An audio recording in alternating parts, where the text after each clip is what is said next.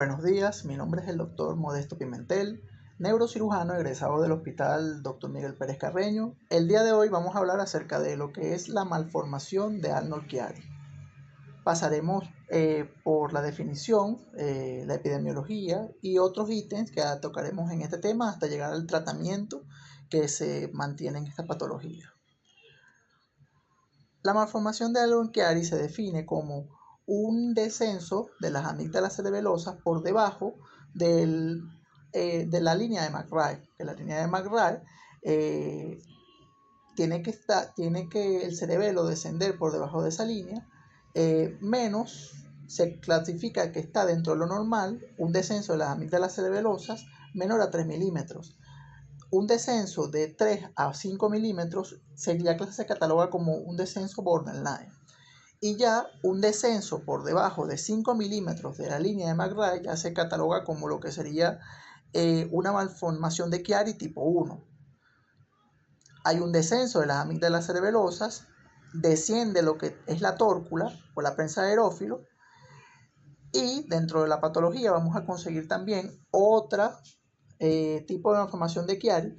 que es cuando no solamente descienden las amígdalas cerebelosas y la tórcula, sino que también desciende lo que es parte del tallo encefálico al conducto espinal, y con él también parte de lo que sería el cuarto ventrículo. Desde el punto de vista epidemiológico tenemos que la malformación de Chiari tipo 1 es poco frecuente y va a representar del 1 al 4% de todas las patologías neuroquirúrgicas. La patología del Chiari tipo 2, o Arnold-Chiari propiamente dicho, casi siempre está asociado al mielomeningocele, y el mielomeningocele está presente en 1 por cada 1000 recién nacidos vivos. La malformación de Chiari tipo 3, que es un encefalocele occipital, es bastante raro. Y la malformación de Chiari tipo 4, que tenemos un paciente con una atrofia o un hipodesarrollo de lo que sería el cerebelo, una agenesia del mismo, que lo vamos a conseguir en 1 por cada 1 millón de habitantes. Desde el punto de vista de la historia de la malformación de Chiari, tenemos que el primer doctor en describirla fue el doctor John Cleveland en 1883 en Inglaterra, describiendo las alteraciones que ocurren a nivel de los pacientes con espina bífida, con encefalocele y anencefalia, en el Journal of Anatomy of Physiology, observando alteraciones que habían a nivel del cerebelo. Más adelante, el doctor Hans Chiari, anatomopatólogo en Austria, en 1891 plantea que esas alteraciones del cerebelo pueden ser clasificadas como un descenso de las amígdalas cerebelosas en un Chiari tipo 1, un descenso de las amígdalas cerebelosas acompañado de un mielomeningocele como Chiari tipo 2, un descenso de las amígdalas, de una obstrucción o herniación de las amígdalas cerebelosas a través de un agujero a nivel occipital como Chiari tipo 3, y alteraciones que ocurren solamente a nivel de lo que sería el cerebelo, dígase atrofia o hipotrofia del cerebelo, como Chiari tipo 4. De manera independiente, el doctor Julius Arnold en 1894 observa y describe el caso de un paciente con lo que Chiari planteaba como Chiari tipo 2, descenso de las amígdalas cerebelosas con un mielomeningocele, que el paciente fallece a los pocos días. Más adelante, en 1907, los doctores Schwalbeck y Gredig, que pertenecían al equipo de trabajo del doctor Julius Arnold, describen 4 pacientes con mielomeningoceles que tenían descenso de las amígdalas cerebelosas. En honor a su maestro y a las revisiones que habían realizado estos mismos, ellos bautizan esta patología como malformación de Arnold-Chiari. Y a partir de allí se ha ido llamando a la patología del descenso de las amígdalas cerebelosas como malformación de Arnold-Chiari. Sin embargo, primero en hacer y estudiar las anomalías que ocurrían a nivel del cerebelo y sus descensos y sus herniaciones fue el doctor Chiari. Desde el punto de vista embriológico, vamos a tener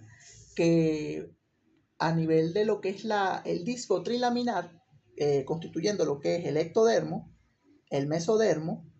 y el endodermo, alrededor de la notocorda vamos a tener lo que sería el mesodermo paraxial, que el mesodermo paraxial es el que va a ser encargado de constituir y de formar más adelante lo que serían los esclerotomos, que son los primordios de lo que es las partes óseas del cráneo. Mesodermo paraxial se compone o va a producir lo que sería los huesos, el tejido muscular y además de eso, la piel. Tenemos también a los lados lo que sería el mesodermo lateral, que también se va a encargar de producir lo que serían los vasos sanguíneos y también parte de la piel y el recubrimiento de lo que serían las vísceras que recubren los intestinos. Tenemos que a las 6 semanas, estos primordios, que serían los primordios para formar lo que es la primera parte de la formación del cráneo, que es el cráneo cartilaginoso, se van a dividir alrededor de lo que sería esta estructura que está acá, que es la notocorda. Y esos esclerotomos que se mantienen alrededor de las partes notocordales, ellos van a formar lo que sería a la 6 semana el neurocráneo cartilaginoso. Aquí tenemos los 3 primordios o esclerotomas occipitales, que la porción inferior del hueso occipital va a estar formado por un cuarto primordio, o conocido también como proatlas, o el esclerotomo occipital número 4. Lo que más adelante explicará ciertas patologías que ocurren a través de la anomalía que ocurre al no formarse de una manera adecuada el proatlas, que sería el primordio occipital número 4, produciendo reducción de lo que es la fosa posterior, el hueso occipital, y constituyendo una de las teorías que explicarían por qué ocurre el descenso por debajo de la línea de McRae de lo que sería las amígdalas cerebelosas, que veremos más adelante. Tenemos que a la 7ª semana ya estos primordios o este cráneo que es cartilaginoso se van a ir fusionando de todos estos esclerotomos. Ya en la semana número 20 tenemos bien constituido lo que sería las estructuras de lo que es la base del cráneo. Como ven en la imagen, todo lo que está en azul va a constituir lo que sería el esclerotomo occipital número 4, que va a venir de la porción superior de lo que sería el esclerotomo que va a formar la primera vértebra cervical, que es el atlas. Tenemos los primordios que forman tenemos que este primordio, que es el proatlas, va a formar lo que es parte del clivus, va a formar parte del hueso occipital, va a formar también parte de lo que es el atlas, y también forma una porción de lo que sería el axis. De esta forma, vamos a entender que la porción superior del esclerotomo de C1 va a contribuir a la formación de lo que es el hueso occipital, y el esclerotomo inferior de C1 con el esclerotomo superior de C2 va a constituir lo que sería el atlas. El esclerotomo de C3, la porción superior, va a constituir el cuerpo del axis, y el esclerotomo inferior de C2 va a constituir lo que sería el parte del diente del diente de la apófisis odontoides. Así los siguientes se siguen formando, uno por encima del otro, un sector con otro sector, ayudándonos a formar esto que está acá, que sería la explicación de lo que sería el disco intervertebral. Un repaso de lo que ya se había explicado anteriormente desde el punto de vista cómo ocurre la división de los esclerotomos, así como ocurre la división de los esclerotomos alrededor de la notocorda para formar la base de cráneo. De la misma forma ocurre la división de esos esclerotomos para formar lo que sería el cuerpo vertebral, las láminas, sus apófisis transversas y lo que serían sus apófisis espinosas, ya constituyendo la última parte de la formación del neurocráneo, que sería el neurocráneo membranoso, que con el tiempo va a continuar osificando ya hasta que en los varones cumplimos ya los 21 años aproximadamente, en las mujeres los 21 a 30 años aproximadamente, para constituir la osificación total de los huesos del cráneo. Aquí tenemos una pequeña explicación, nuevamente, aquí tenemos el proatlas, que observamos cómo ese proatlas va a formar lo que sería la conocida unión craneocervical, constituyendo parte del clivus, parte de los cóndilos occipitales, parte de lo que es el atlas, que constituye la unión de ambos, y la porción más superior de lo que sería el diente del odontoides, que eso más adelante nos ayuda a explicar ciertas alteraciones del hueso odontoides que nos vamos a tocar en este tema. Desde el punto de vista anatómico tenemos que la bóveda craneal está formada por lo que sería, tenemos que la base del cráneo, la fosa posterior, tiene un continente que va a ser lo que es el hueso occipital y tiene un contenido que está dividido en tres sectores dos sectores que sería el cerebelo y por otro lado el tallo encefálico, dígase mesencéfalo, puente y bulbo. La base del cráneo tenemos que el límite anterior de la fosa posterior va a ser la porción posterior de lo que es el peñasco del hueso temporal, y la porción posterior o casi toda la constitución de la fosa posterior va a estar dada por lo que es el hueso occipital, y su límite superior va a estar dado por esta estructura que está acá, que es la prensa de aerófilo en el centro, o la tórcula, o la confluencia de los senos, y de manera hacia los lados vamos a tener lo que es los senos transversos. Observamos la base del cráneo, de la fosa posterior desde una visión de inferior a superior, ya que observamos los cóndilos occipitales que se van a articular con lo que serían las carillas articulares del atlas. Esto acá, el foramen magno. Vamos a tener que el cerebelo va a tener varias caras. Vamos a tener que están los hemisferios cerebelosos y vamos a tener el vermicerebeloso. Vamos a tener una cara superior, una cara inferior, una cara superior del cerebelo, y tenemos acá el tallo encefálico, que sería conjuntamente con el cerebelo el contenido de la fosa posterior, con lo que sería el cerebro medio, mesencéfalo, el puente y el bulbo raquídeo. Desde el punto de vista de la anatomía del tallo encefálico, un breve repaso, tenemos que el tallo encefálico en sus tres sectores, tanto mesencéfalo como puente como bulbo, realizando un corte sagital al tallo encefálico y al cerebelo, vamos a tener que anterior, el tallo encefálico va a tener lo que son el pie peduncular, el área basal del puente y la pirámide vulvar, que es el mismo bulbo. Realizando un corte, una división de estos en el medio, ya habiendo realizado un corte sagital, vamos a tener lo que es el tegmento mesencefálico, que está muy relacionado con lo que serían las alteraciones de la conciencia y el sueño y la vigilia a través de lo que sería el sistema reticular activador ascendente. Y en la porción más posterior de lo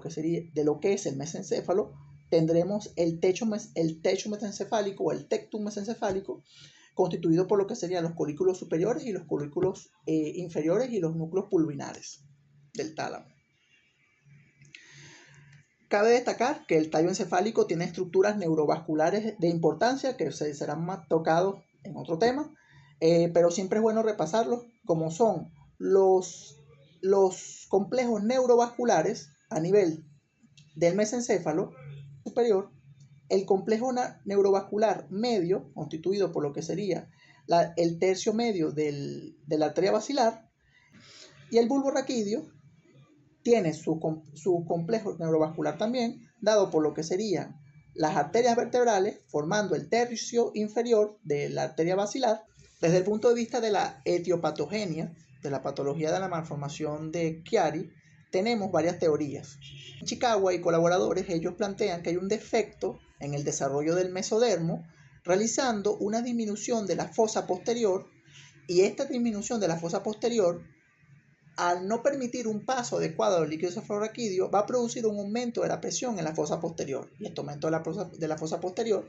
va a estar ligada el descenso de las amígdalas cerebelosas y toda la clínica que presentan los pacientes con la malformación de Chiari, tanto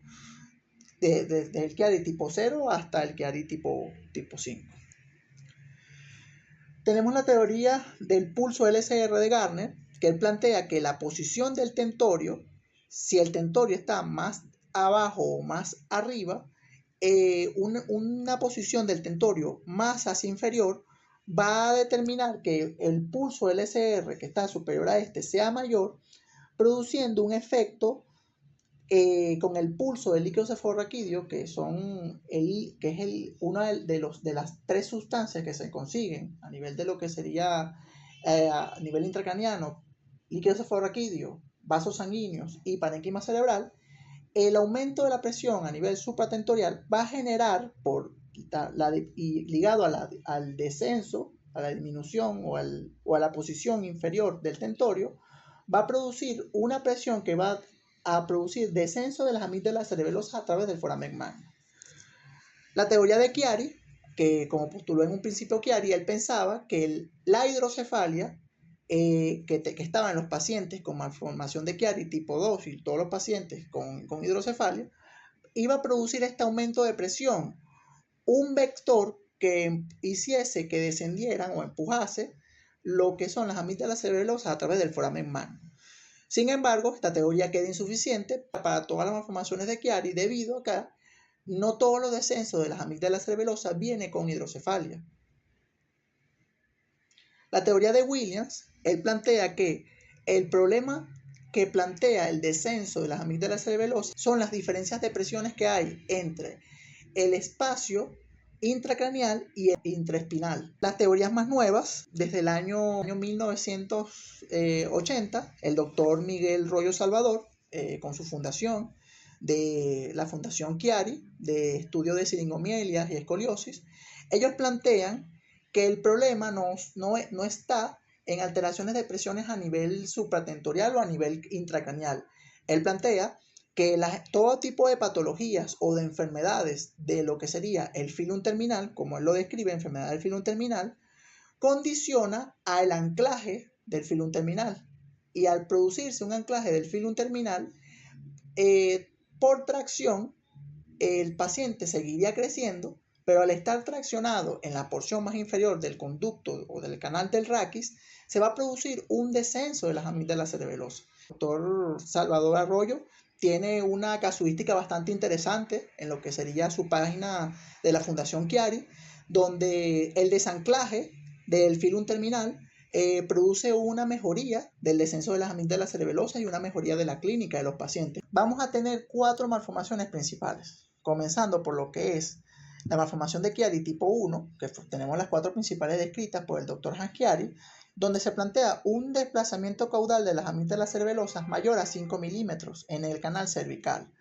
que se ve más comúnmente en la segunda y tercera década de la vida y puede venir asociado con siringomielia en un 50-70% de los casos y con hidrocefalia en un 7-10% de los casos. Vamos a tener la malformación de Chiari tipo 2, que es una herniación caudal a través del foramen magno del vermis cerebeloso, el tronco encefálico y el cuarto ventrículo,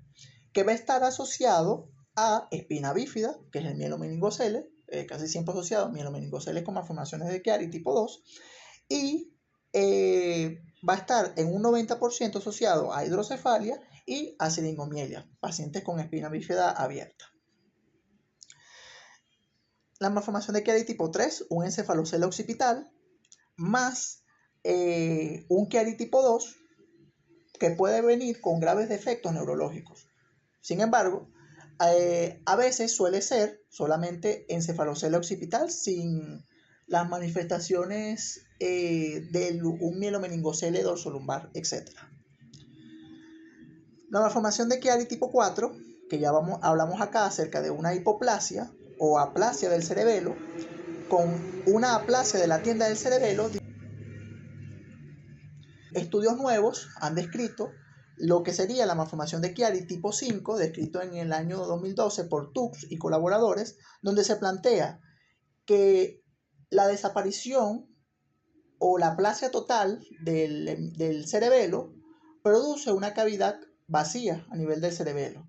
Y esto va a condicionar, asociado a esto, una debilidad del tentorio, va a condicionar un descenso del lóbulo occipital a través del foramen magno. Esto, bueno, descrito en un solo caso en humanos y un caso descrito en terneras. Vamos a tener otros tipos de malformaciones de Chiari, como lo que sería la malformación de Chiari tipo 0. Son pacientes donde no hay herniación de las amígdalas cerebelosas o quizás hay un descenso muy mínimo de las amígdalas cerebelosas y el paciente va a tener, a pesar de que no tenga imágenes de malformación de Chiari tipo 1, tiene la clínica típica de un paciente con Chiari tipo 1, siendo la clínica principal el vértigo y la alteración del equilibrio de ese tipo de pacientes. Puede venir asociado a cefalea también, dado por el vértigo o por el aumento de la presión intracraneal también. Vamos a tener la malformación de Chiari 1.5, donde vamos a tener la herniación caudal a través del foramen magno de lo que sería el tronco encefálico, el vermis cerebeloso, el cuarto ventrículo, pero sin las características del Chiari tipo 2, que son ni vamos a tener hidrocefalia ni vamos a tener espina bífida en este tipo de pacientes. Ahora, desde el punto de vista de la clínica, el Chiari tipo 1 va a vértigo, síndrome vertiginoso bastante importante, que va a condicionar también cefalea por el síndrome vertiginoso. También pudiese el paciente tener cefalea por síndrome de hipertensión intracraneal. Dentro de las otras alteraciones que va a tener el paciente, podemos tener tinnitus, el nistagmo vertical, el paciente puede tener disfagia, acnea, y pueden venir los pacientes, algunos con siringomielia, que en estos casos vamos a tener el paciente con miembros inferiores y miembros superiores también, paresias, parestesias, disestesias y espasticidad de miembros inferiores. La malformación de Chiari tipo 2, como ya se habló, está asociada a mielomeningoceles y las alteraciones del tallo encefálico va a producir dificultad respiratoria, nistagmo. Estos pacientes pueden tener hipotonía. La clínica del CIRI puede producir una mielopatía cervical y ataxia.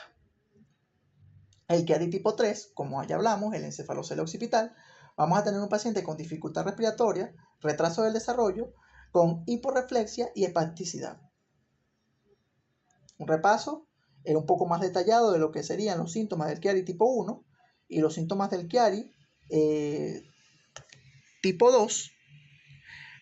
siendo el síntoma más característico, el principal síntoma a tener en cuenta, que quien esté viendo la presentación, quiero que se lo lleven a casa. Un paciente con una malformación de Chiari tipo 1, paciente con una malformación de Chiari un tipo 1.5, la clínica principal va a ser el vértigo, alteraciones del equilibrio, mareo, cefalea, que esto nos va a diferenciar una enfermedad degenerativa de la columna cervical, que puede venir con disestesias, parestesias, miembros superiores, miembros inferiores, que muchas veces tiende a ser confundido la clínica del paciente con una alteración desde el punto de vista de la columna cervical. Pero la clínica preponderante, que también puede venir en pacientes con alteraciones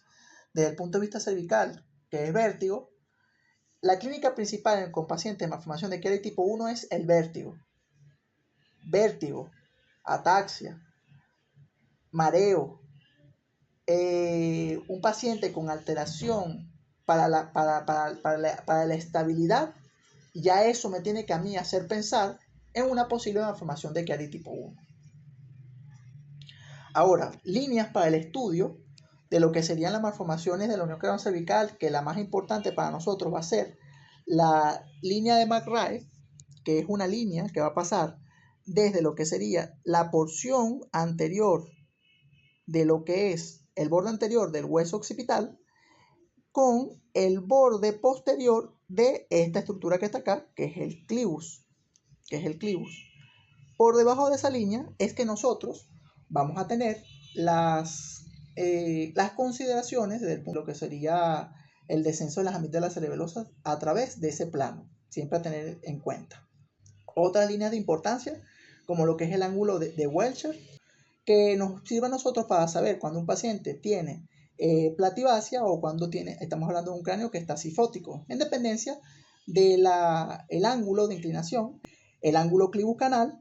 que es la unión de la misma línea, que es la línea del clivus, con la línea del canal espinal,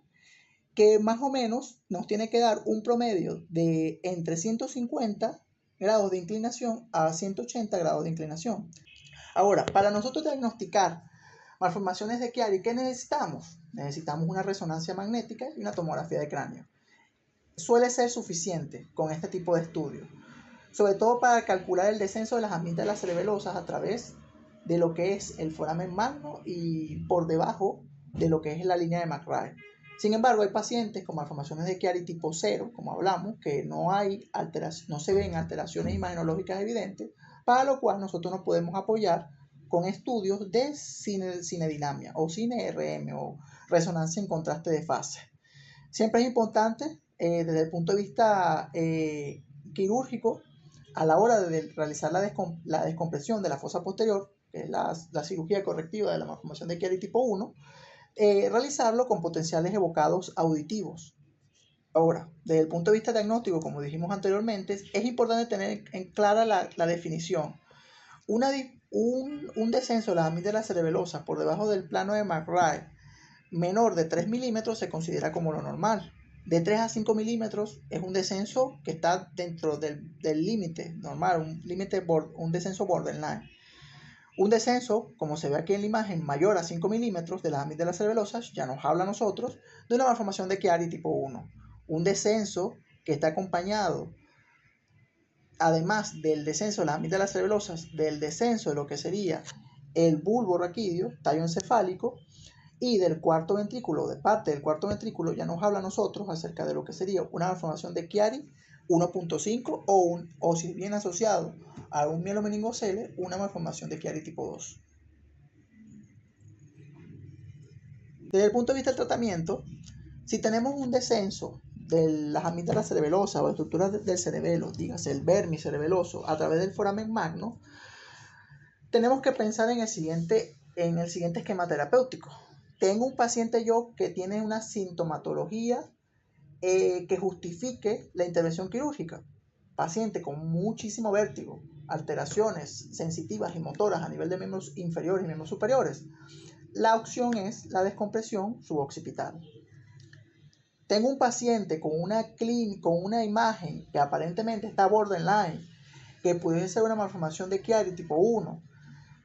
que sin embargo el paciente está asintomático, la opción es vigilancia. Vigilancia de estos pacientes, se realiza una resonancia magnética cerebral anual y vamos haciendo vigilancia de la clínica que presenta el paciente. Si el paciente manifiesta, si tiene un descenso de la amígdala cerebelosa borderline de 3, por debajo del plano de McRae de 3 a 5 milímetros, manifiesta vértigo, pero es un vértigo que cede con la administración de medicamentos y no tiene ningún otro tipo de sintomatología, de parestesias, disestesias, y la clínica mejora con medicamentos, el paciente se mantiene bajo vigilancia. Con estudios de resonancia magnética anuales, además de esto, se ve cómo está la clínica del paciente, si comienza a presentar alteraciones sensitivas, si ya el vértigo es resistente a antivertiginosos, ya ahí las opciones terapéuticas cambian a una opción de tipo quirúrgico. La malformación de Chiari puede estar asociada a hidrocefalia. En dado caso, si el paciente tiene hidrocefalia, se coloca un sistema de derivación ventriculoperitoneal. Si el paciente tiene asociado a la malformación de Chiari una siringomielia, se puede plantear la descompresión suboccipital más la colocación de un sistema de derivación siringo-aracnoideo o cisto-aracnoideo. Una imagen de lo que sería una descompresión suboccipital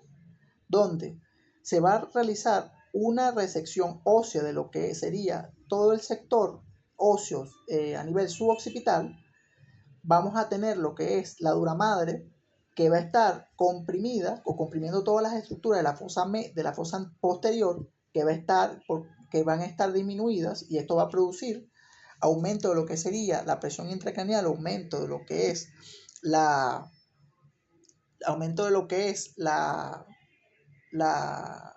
de la presión sobre los hemisferios cerebelosos, y con esto el aumento de la presión del flujo de líquido cefalorraquídeo se va a realizar lo que sería una incisión en Y de lo que sería la dura madre para expandirla. Vamos a hacer también una osteotomía del arco posterior de C1 y vamos a observar las amígdalas cerebelosas. Al observar las amígdalas cerebelosas, cabe destacar de importancia que es importante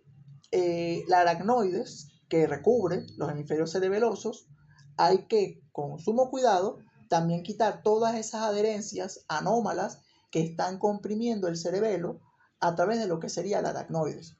Pues algunos textos indican que si se realiza la descompresión suboccipital sin quitar estas adherencias,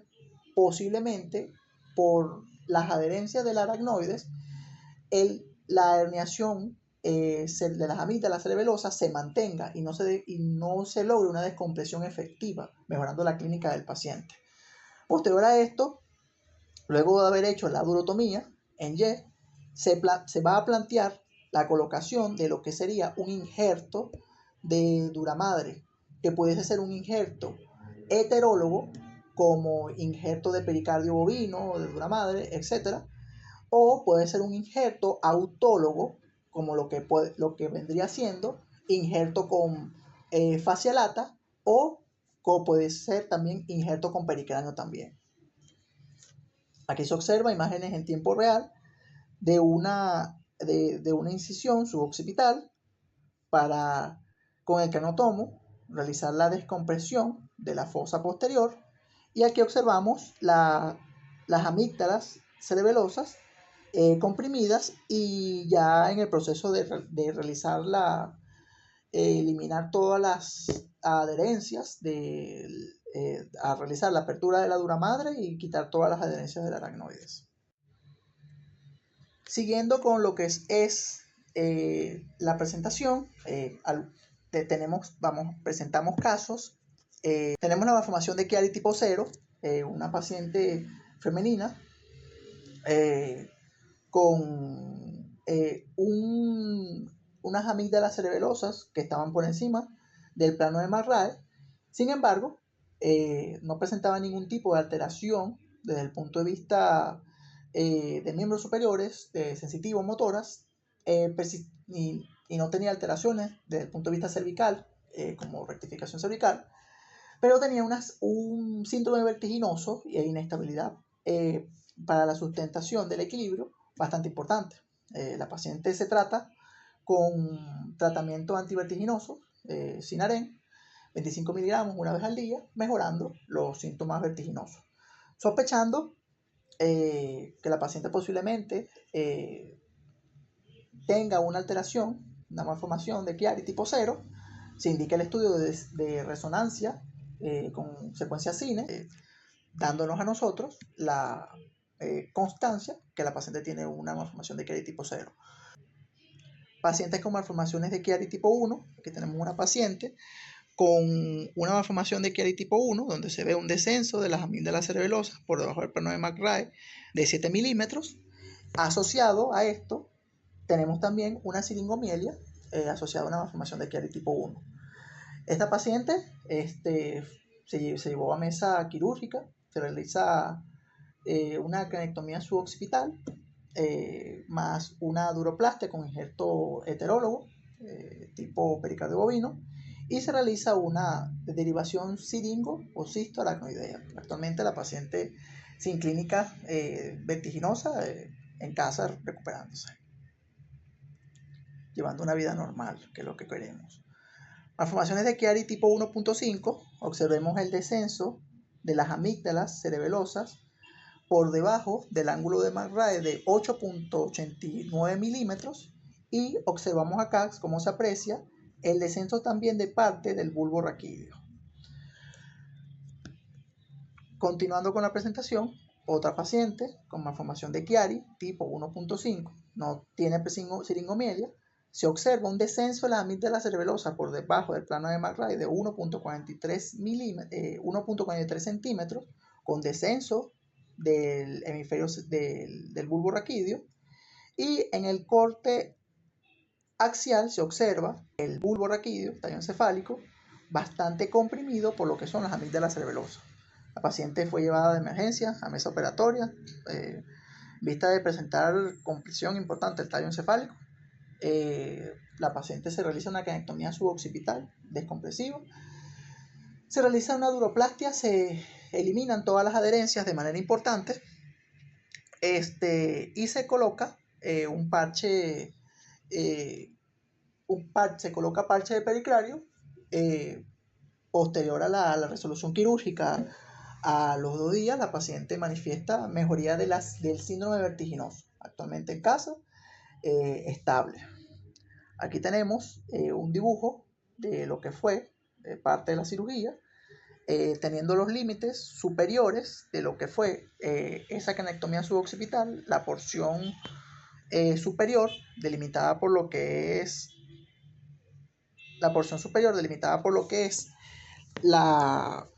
el límite con lo que sería el inio o el occipucio, los límites laterales dados por lo que es los senos venosos que están laterales, los senos sigmoides, de uno y de otro lado. Lo que ven allí es ya la incisión en Y que se realizó y cubierta encima con lo que es el tejido de injerto autólogo de pericráneo. Aquí se ve cómo se realizó la incisión en Y del mismo, y sobre esta se colocó el injerto autólogo, realizando la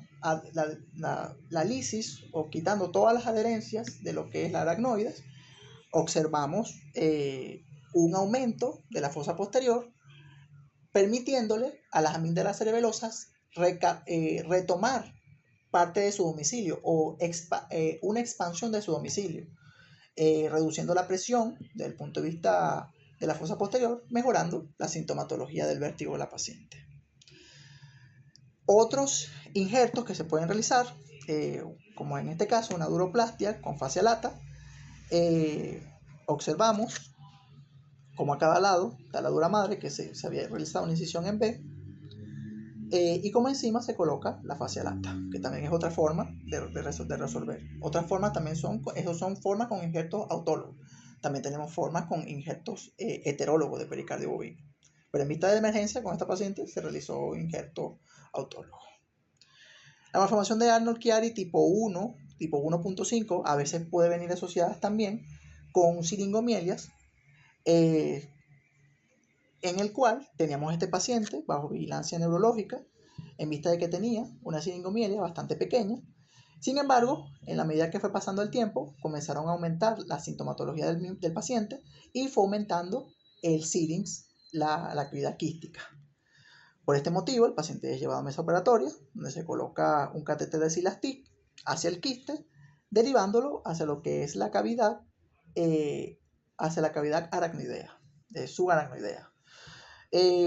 Mejorando la sintomatología del síndrome mielopático del paciente y el dolor, la contractura muscular, debido a la restitución del flujo del líquido cefalorraquídeo desde el sínix hasta el espacio subaracnoideo. Asociado además a esto, el paciente ya se había realizado una cranectomía suboccipital. La malformación de Chiari tipo 2, tenemos los mielomeningoceles, que pueden ser mielomeningoceles rotos, las espinas bífidas abiertas, expresadas en mielomeningoceles que pueden estar rotos con salida del líquido cefalorraquídeo. Aquí se observa la corrección final de un mielomeningocele, envolviendo la notocorda con un neotubo, envolviéndolo después con la fascia, llevando hacia adentro lo que sería todo el tejido neural y envolviéndolo con lo que sería la fascia, con la dura madre, fascia muscular, y cerrando por planos hasta llegar a la piel. Malformaciones de Chiari tipo 2,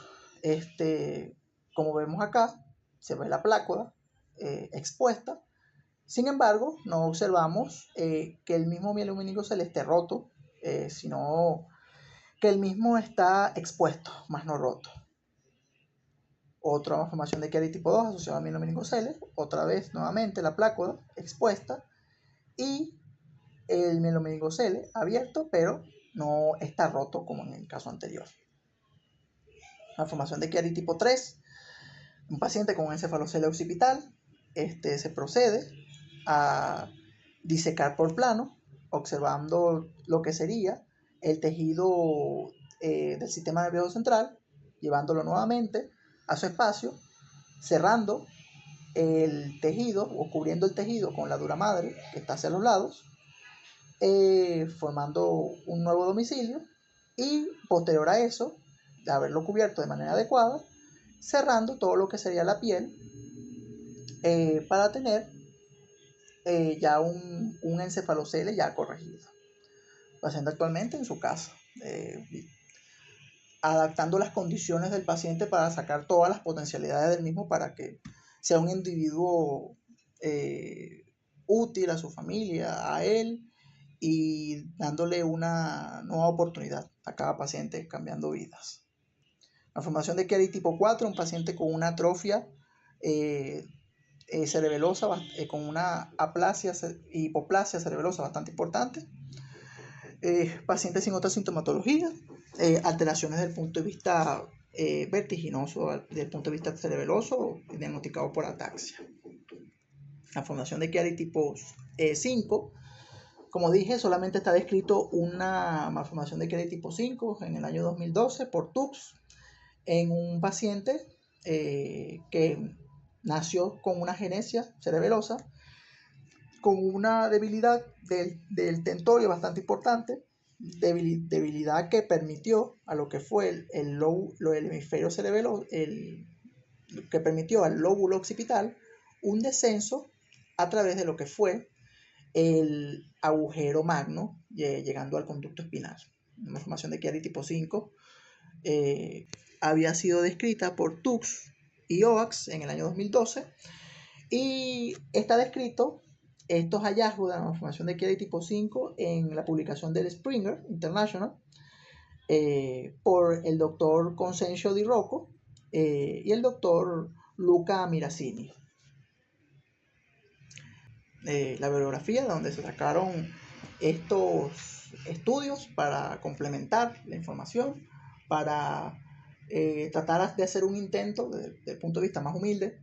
de todos los datos que están a nivel internacional de las distintas literaturas para llevar a cabo una comprensión mejor de esta patología que nos ayuda a la mejor resolución de estos pacientes.